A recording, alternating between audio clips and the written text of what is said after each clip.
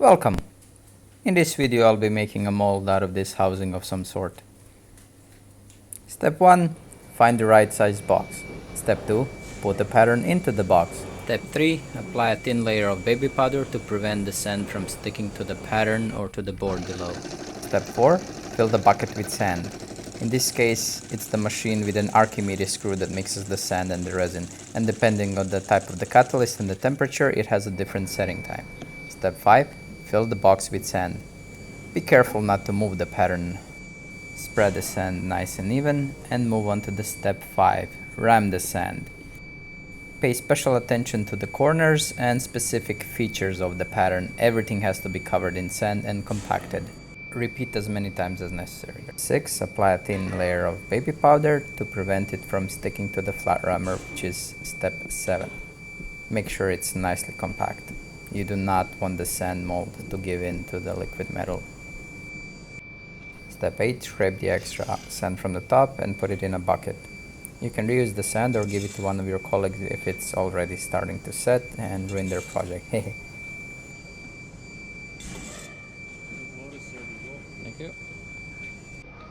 Every now and then I have to test if the sand has set, and once it does, I ask a colleague to help me to flip the drag upside down, because I am a weak cunt. There we go. Thank you. In step 10, I detach the pattern from the sand using a threaded tool which screws into a pre-drilled hole in the pattern. Nice and gentle taps, vertical up, and voila! The pattern is out with no sand sticking to it and no parts breaking. It's very difficult to mend anything if it breaks, so might as well scrap it at this point. Step 11. Rub a radius into all of the corners. There is no room for corners in casting. Step 12. Blow away the sand. Step 13. Take the pre-made core fitted with 3 sleeves and rub it into the sand print. Ever so slightly, ever so gently, with a lot of patience. If anything breaks at this point, it's very difficult to fix. So just put it in and put it out, you know the drill. Step 14, blow away the loose sand again and make sure it fits nice and tight. These sleeves are basically soft ceramic fabric material with high insulative properties.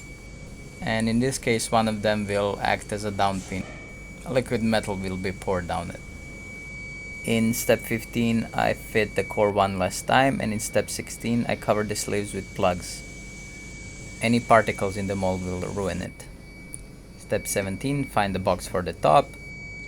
I did not need to powder it again because I do not intend to split the mold.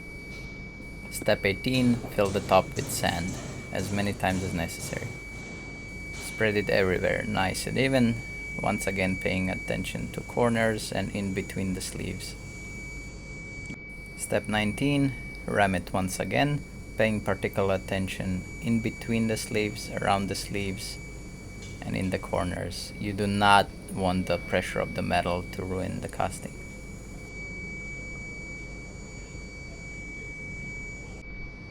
Step 20, powder the top. Step 21, flat ram the top. In this case, using a smaller flat rammer.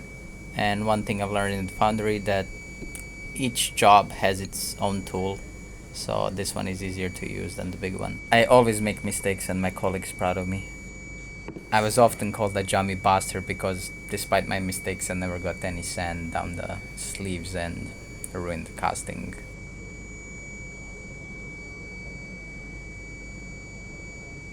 Step 21, scrape the extra sand again from the top, make it nice and even. Why? Because you do not want any spilled metal flowing towards your feet. I often use the spare sand to seam up my other projects in the meantime when I'm waiting for the sand to cure. Or I just throw it into the coworkers' boots. It is often the case in the Foundry that caring is good enough, but being a perfectionist is more likely giving you more opportunity to ruin your own project, so don't do as I do. It was good enough, I just have to be a perfectionist. And try avoiding what I'm doing, using gloves above the sleeves, using the scraping iron above the sleeves.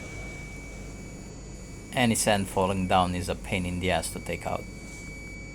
Any contamination within the mold will end up as inclusions within the casting, and customer might return it. So you did it for nothing. Step 22, clamp the mold. But no matter how many times I repeat, I always get the wrong size.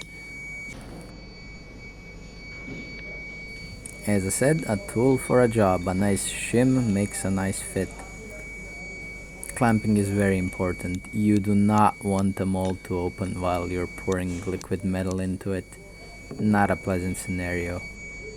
It happened only twice to me, but despite that, and despite being small jobs, I was not the favorite person in the foundry that day. It really sticks with you, and next time you make sure you do a proper job.